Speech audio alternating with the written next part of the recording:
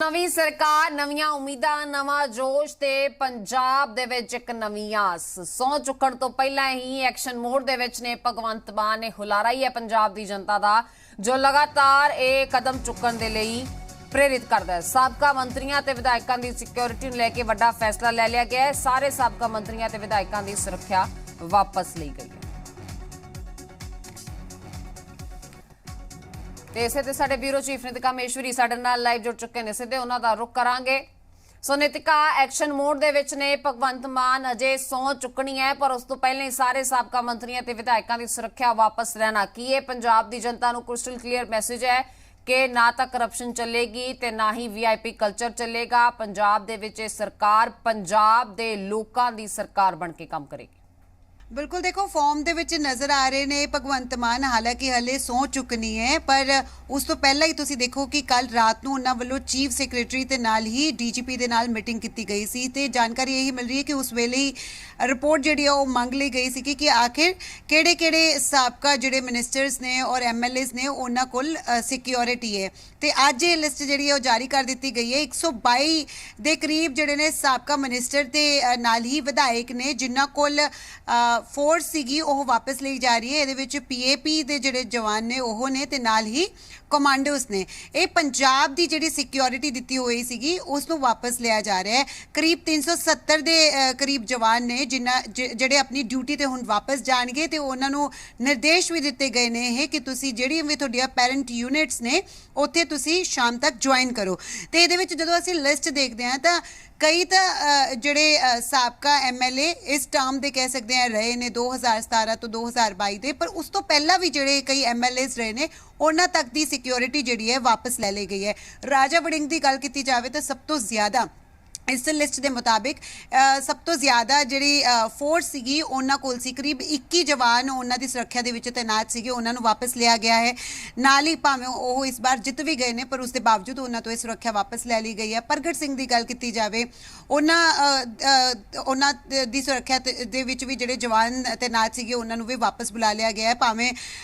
उन्होंने भी इस बार जित जी है वो हासिल की है। इस ही राणा गुरजीत सिंह वो भी जिते ने, तृप्त रजिंदर बाजवा जिते ने, सुख सरकारिया जिते ने, पर उन्हों की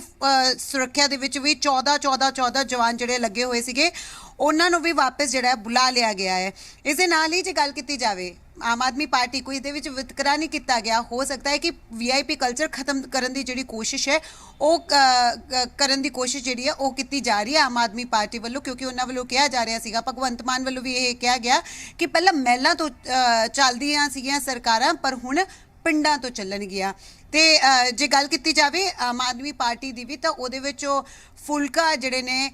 संधोया नाल ही कंवर संधू जड़े आम आदमी पार्टी तो विधायक से उन्हों की सुरक्षा के भी जोड़े जवान तैनात से उन्होंने वापस ले लिया गया है।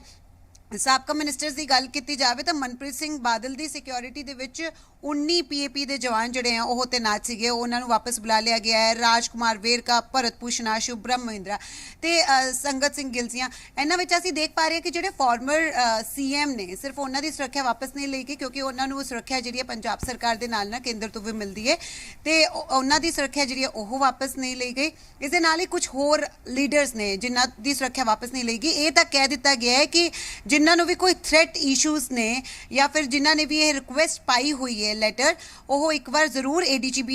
जोड़े ने ADGP सिक्योरिटी उन्होंने तो प्रायर जी है क्लीयरेंस लैणगे, उस तो बाद ही उन्होंने जी है सुरक्षा दी जाएगी। नाल ये कहा गया कि जिन्होंने कोर्ट वालों सुरक्षा दी गई है उसनों भी विड्रॉ जोड़ा है वो नहीं किया जाएगा। कह सकते हैं कि एक वड्डा कदम जोड़ा है वो भगवंत मान वालों चुकया गया।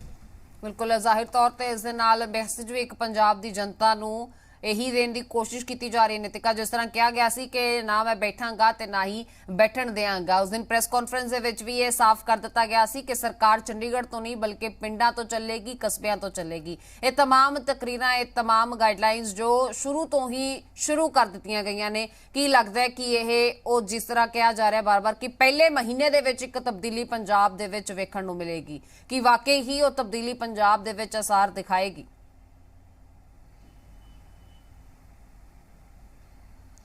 ਬਿਲਕੁਲ ਦੇਖੋ ਜੇ ਵੀਆਈਪੀ ਕਲਚਰ ਦੀ ਗੱਲ ਕੀਤੀ ਜਾਵੇ ਤਾਂ ਤੁਸੀਂ ਦੇਖੋਗੇ ਕਿ ਪੰਜਾਬ ਦੇ ਵਿੱਚ ਲਗਾਤਾਰ ਜਿਹੜੇ ਲੀਡਰ ਸੀਗੇ, ਖਾਸ ਤੌਰ ਤੇ ਜਿਸ ਤਰ੍ਹਾਂ ਅਸੀਂ ਦੱਸਿਆ ਕਿ ਜਿਹੜੇ ਮੌਜੂਦਾ ਲੀਡਰਸ ਨੇ ਜਾਂ ਫਿਰ ਪਿਛਲੀ ਟਰਮਸ ਦੇ ਵਿੱਚ ਰਹੇ ਨੇ ਉਹ ਤਾਂ ਠੀਕ ਹੈ, ਪਰ ਕਈ ਜਿਹੜੇ ਐਮਐਲਏਜ਼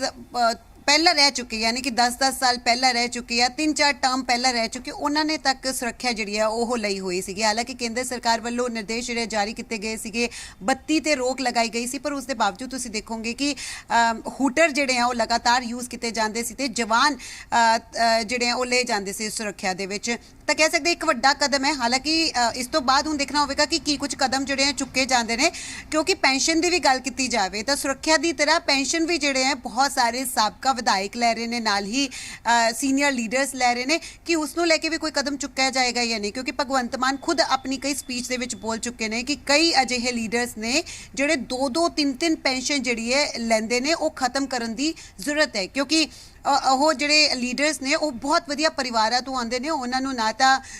ਇਸ ਤਰ੍ਹਾਂ ਦੀ ਪੈਨਸ਼ਨ ਦੀ ਜ਼ਰੂਰਤ ਹੈ, ਨਾ ਹੀ ਜਿਸ ਤਰ੍ਹਾਂ ਕਈ ਤਰ੍ਹਾਂ ਦੇ ਕਹਿ ਸਕਦੇ ਐਗਜ਼ੰਪਸ਼ਨਸ ਦਿੱਤੀਆਂ ਜਾਂਦੀਆਂ ਨੇ ਜੀ, ਉਸ ਦੀ ਵੀ ਉਹਨਾਂ ਨੂੰ ਕੋਈ ਜ਼ਿਆਦਾ ਜ਼ਰੂਰਤ ਨਹੀਂ ਹੈ। ਤਾਂ ਹੁਣ ਦੇਖਣਾ ਹੋਵੇਗਾ ਕਿ ਆਉਣ ਵਾਲੇ ਦਿਨਾਂ ਦੇ ਵਿੱਚ ਕੀ ਕਦਮ ਲੈਂਦੇ ਨੇ, ਕਿਉਂਕਿ ਭਗਵੰਤ ਮਾਨ ਵੱਲੋਂ ਇਹ ਜ਼ਰੂਰ ਕਿਹਾ ਗਿਆ ਹੈ ਕਿ 1 ਮਹੀਨੇ ਦੇ ਵਿੱਚ ਹੀ ਬਹੁਤ ਫਰਕ ਜਿਹੜਾ ਹੈ ਉਹ ਦੇਖਣ ਨੂੰ ਮਿਲੇਗਾ। ਦੇਖੋ ਹੁਣ ਵੀ ਫਿਲਹਾਲ ਭਾਵੇਂ ਕੱਲ ਰੋਡ ਸ਼ੋਅ ਕੱਢਣਾ ਹੈ ਅੰਮ੍ਰਿਤਸਰ ਦੇ ਵਿੱਚ ਕੇਜਰੀਵਾਲ ਦੇ ਨਾਲ, ਸਹੁੰ ਜਿਹੜੀ ਚੁੱਕਣੀ ਹੈ ਉਹ 16 ਤਰੀਕ ਨੂੰ ਚੁੱਕਣੀ ਹੈ, ਪਰ ਉਸ ਤੋਂ ਪਹਿਲਾਂ ਹੀ ਫੈਸਲੇ ਲੈਣੇ ਜਿਹੜੇ ਹੈ ਉਹ ਸ਼ੁਰੂ ਕਰ ਦਿੱਤੇ ਗਏ ਨੇ। ਬਿਲਕੁਲ ਵੇਖਣਾ ਹੋਏਗਾ ਕਿ ਇਸ ਦਾ ਪ੍ਰਭਾਵ ਕੀ ਕੁਝ ਨਜ਼ਰ ਆਉਂਦਾ ਹੈ ਆਉਣ ਵਾਲੇ 1 ਮਹੀਨੇ ਦੇ ਵਿੱਚ, ਕਿਉਂਕਿ ਅਸਰ ਪਾਉਣ ਦੀ ਗੱਲ 1 ਮਹੀਨੇ ਦੇ ਵਿੱਚ ਹੀ ਕਹੀ ਜਾ ਰਹੀ ਸੀ। ਬਹੁਤ ਸ਼ੁਕਰੀਆ ਨਿਤਿਕਾ ਜਾਣਕਾਰੀ ਦੇ ਲਈ।